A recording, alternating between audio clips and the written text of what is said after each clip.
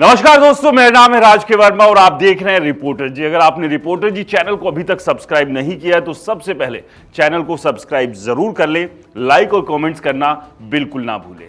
कुलदीप बिश्नोई को लेकर अलग अलग तरह की चर्चाएं चल रही है। इस तरह की भी चर्चाएं हैं कि क्या वो बीजेपी को छोड़कर कांग्रेस में शामिल हो सकते हैं, उस कांग्रेस में जिसे वो हाल ही में छोड़कर बीजेपी में शामिल हुए थे। ये चर्चाएं क्यों चल रही है, इसके पीछे की कई वजह है और वजह ये है कि जो एक उम्मीद बीजेपी से कुलदीप बिश्नोई और उनका परिवार कर रहा था कि वो कांग्रेस छोड़कर बीजेपी जब ज्वाइन करेंगे तो उन्हें एक बड़ा पद, एक बड़ा कद बीजेपी में मिलेगा। लेकिन जिस तरह से चीजें आगे बढ़ रही है उसमें तो यही दिख रहा है कि कुलदीप बिश्नोई के हाथ जो अभी भी खाली है वो आने वाले समय में भी खाली रह सकते हैं, क्योंकि इसकी शुरुआत लोकसभा चुनाव से हुई थी। लोकसभा चुनाव के दौरान ये उम्मीद लगाए हुए थे कुलदीप बिश्नोई कि उन्हें बीजेपी लोकसभा चुनाव की टिकट देगी और वो चुनाव लड़ेंगे, लेकिन ऐसा नहीं हुआ। इसके बाद विधानसभा चुनाव आए, यहां पर उनके बेटे भव्य बिश्नोई को टिकट जरूर मिली लेकिन वो चुनाव हार गए। और इससे पहले किरण चौधरी को राज्यसभा का सांसद बनाया गया, उस सीट पर जो कि दीपेंद्र हुड्डा ने लोकसभा चुनाव जीतने के बाद छोड़ी थी। इस सीट को लेकर भी कुलदीप बिश्नोई दिल्ली दरबार तक अपनी पूरी फील्डिंग कर रहे थे, लेकिन यहां पर भी उनकी किस्मत ने, या यूं कहें कि बीजेपी ने उनका साथ नहीं दिया। उन्हें राज्यसभा भेजने की बजाय किरण चौधरी को राज्यसभा भेज दिया। अब एक बार फिर से कुलदीप बिश्नोई इस उम्मीद में है कि कृष्णलाल पवार ने जो राज्यसभा की सीट से इस्तीफा दिया है और ये सीट अब जो खाली है ये सीट उन्हें मिल जाए, यानी कि वो राज्यसभा पहुंच जाए। और इसके लिए भी अब वो लगातार फील्डिंग कर रहे हैं। लेकिन अगर बीजेपी ने कुलदीप बिश्नोई को यहां भी निराश किया तो कुलदीप बिश्नोई के सामने विकल्प क्या होगा? क्या ये विकल्प बीजेपी छोड़कर कांग्रेस ज्वाइन करना हो सकता है? और देखिए, राजनीति में किसी भी संभावनाओं से इनकार नहीं किया जा सकता, क्योंकि इससे पहले वो कांग्रेस के साथ जा चुके हैं और कांग्रेस से ही बीजेपी में भी आए थे।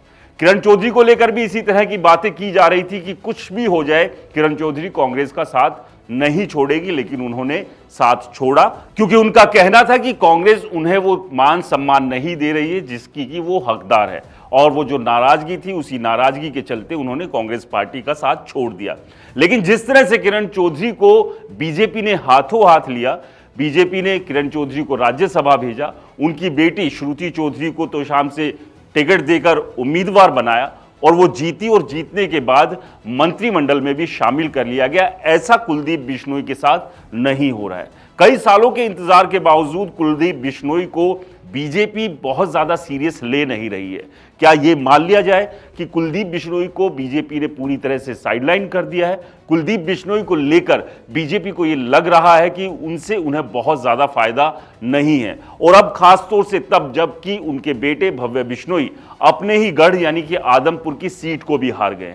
जो अपनी सीट को नहीं बचा पाए हैं वो बीजेपी के लिए कितने फायदेमंद हो सकते हैं, ये एक बड़ा सवाल बीजेपी के भी सामने। और शायद इसी के चलते बीजेपी कुलदीप बिश्नोई को लेकर बहुत ज्यादा गंभीर दिख नहीं रही है। लेकिन कुलदीप बिश्नोई लगातार कोशिश यही कर रहे हैं कि इस बार राज्यसभा की सांसदी उन्हें मिल जाए। लेकिन हाल ही में मोहनलाल बड़ोली का एक बयान सामने आया था जिसमें उन्होंने कहा, जिन लोगों के नाम की चर्चाएं सबसे ज्यादा होती है बीजेपी उनका पत्ता सबसे पहले काट देती है। क्या इस तरह की संभावनाएं बन रही है कि कुलदीप बिश्नोई भी बीजेपी का साथ छोड़कर कांग्रेस में शामिल हो सकते हैं? आने वाले समय में इस तरह की तस्वीरें भी देखने को खैर मिल सकती है। इसकी कितनी संभावना है या नहीं ये अलग बात है, लेकिन संभावनाओं से इनकार किया नहीं जा सकता है। आपका इस सब को लेकर क्या कहना है हमें कमेंट्स कर जरूर बताएं। रिपोर्टर जी चैनल को सब्सक्राइब नहीं किया है तो चैनल को सब्सक्राइब करना ना भूलें। नमस्कार।